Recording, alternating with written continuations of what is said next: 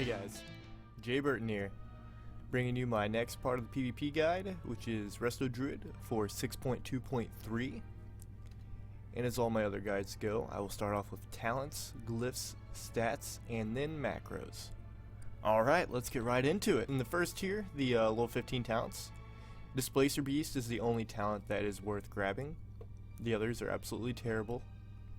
This is your main way of surviving melee.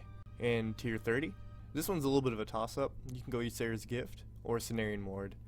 Ysera's Gift, it kinda sucks because if you're at 99% health and you have a teammate at 5%, it'll still heal you over them. It's not guaranteed to even target them if they need a heal because it's a random nearby injured ally. So it's a dumb heal. Cenarian Ward, it's a pretty powerful heal. If you're versing a burst comp, I would probably go Cenarian Ward. Especially in 2v2s, if you're versing double DPS, I would go with this. On the next tier, you can really go with whatever you want.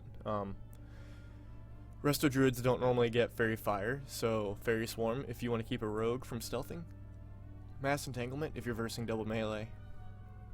And Typhoon if you want to knock somebody out of stealth or blast somebody off of a ramp. You know, maps like that, you can go Typhoon. So all three are viable. In the next tier, you can really only go Incarnation or Soul of the Forest.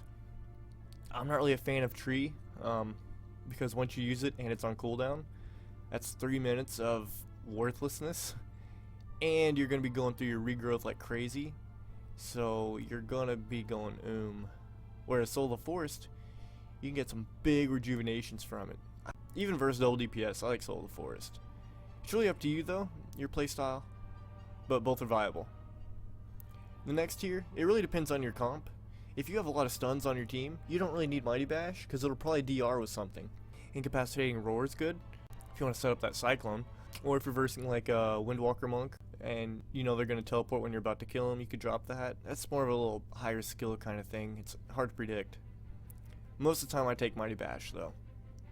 The next tier, you can either go Heart of the Wild or Nature's Vigil.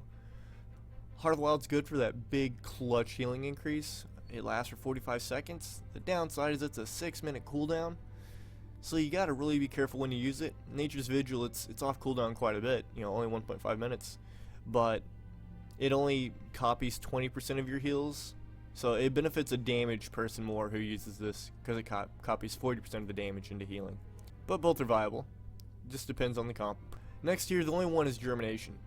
You can have 2 rejuvenations on somebody, and it increases the duration of rejuvenation by 3 seconds. That is mandatory. Such a great talent. Let's move on to Glyphs. I really recommend Glyph of Shapemender. You're going to be shifting quite a bit, so it's to help add some nice passive heals. Cyclone, I think this one's mandatory. 5-yard range on your Cyclone.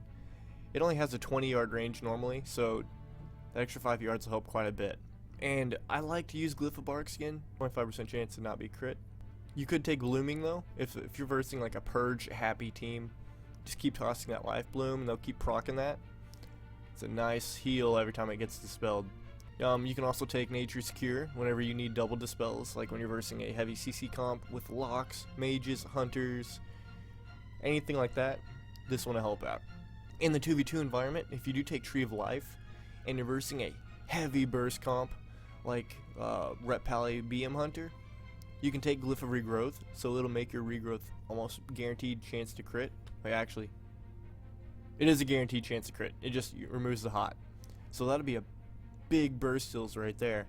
You could perhaps go in Glyph of Enchanted Bark, but you don't really hard cast that many spells opposed to other healers. So I don't find this one quite as helpful for Resto Druid. Alright, let's go on stats. As a Resto Druid, you want so much haste, because haste will reduce the global cooldown of when you're casting your hots. You need that global cooldown as short as possible. The more hots you can spam, the better. Plus this will help your hots tick quicker, which is great. And it'll help you get the Cyclone off quicker. So haste is just absolutely so important. Next thing you could go is Mastery. Mastery helps out quite a bit. Gives you a lot of good healing, because it'll help your direct heals and your hots. And then, of course, versatility is nice too. I would make sure you go with the 4-piece, so you can buff up your Nature's Swiftness, get that bigger 1-minute cooldown. Yeah, that bigger 1-minute clutch heal. It's really nice. In terms of macros, I do like to heal with Mouseover macros. I'll post one in the description. It just makes it where you can hover over your teammates and heal them without targeting them. This allows you to target other enemies and have a focus, so you can watch more than one person. It just allows you to multitask a lot more. And also, I like to use a focus cyclone, things like that. That's about it on macros for my Resto Druid, though. Oh, and Powershift macro. I'll link that as well. It allows you to shift out of like whatever form you're in and go back into it without messing up, so you can just one click and you reset your shift and break any slows. Alright guys, that's it for my Resto Druid guide. If you enjoyed the video, please comment, like, or subscribe. It'll help me out a whole lot. And alright guys, see you later.